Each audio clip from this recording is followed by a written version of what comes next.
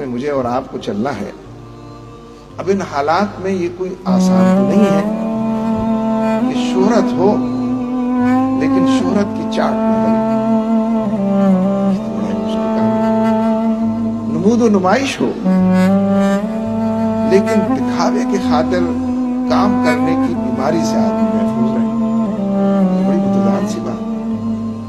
جب شور و غوغا ہوگا، لوگ کندھوں پہ اٹھائیں گے، داد و تحسین کے ڈونگرے برسائیں گے، چاروں طرف سے آشیرواد لوگوں کی ملے گی، تو یہ جو نفس اور یہ جو اندر کا شیطان چھپا ہوا، اندر کا انسان بیٹھا ہوا ہے، یہ تو اکسائے گا کہ یار آدمی تو میں کافی بڑا ہوں، حسین و جمیل بھی شاید کافی ہوں، قد کاٹ بھی میرا اونچا، لیکن میں تو عرض کر رہا ہوں نا کہ نمود و نمائش کے جتنے عنوانات ہو سکتے ہیں خود آپ نے سجائے ہوں، خود اس کی طرف لوگوں کو بلایا ہوں، لیکن اس کی خاطر کام کرنے کی بیماری سے آدمی محفوظ رہے.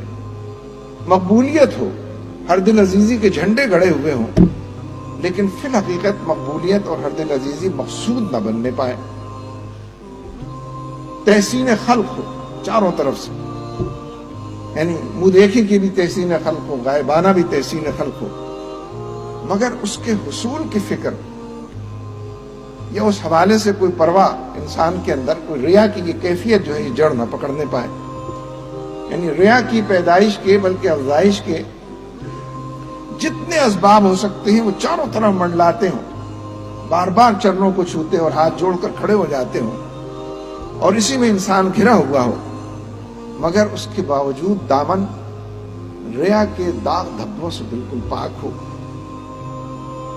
یہ کیسے ہو گئی؟ یہ میں اسلامی قیادت کی بات کروں. یہی ہو، یہی مطلوب ہے.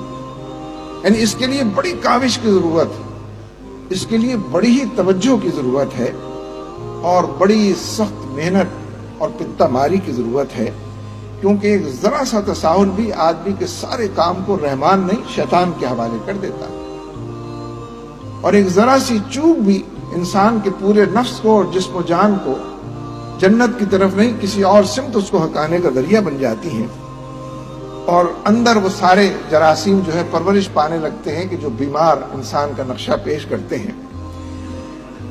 اس کے برخلاف اگر آپ دیکھیں کہ جن لوگوں کو کونوں خدروں میں بیٹھ کر اللہ اللہ کرنی ہو، کسی بھی اندھیرے میں خانقاہ میں بیٹھ کر تسبیحاں ہلانی ہوں، ان کے لیے ان تمام چیزوں سے بچنا بالکل آسان ہے، بلکہ کوئی چیز اس میں سے قریب پھٹکے گی نہیں. کسی نے دیکھا ہی نہیں میں نے کتنی تسبیحاں پڑھی، کسی کو پتہ ہی نہیں میں کتنے گھنٹے یہاں بیٹھا ہوا ہوں، کب سے میں اللہ اللہ کر رہا ہوں.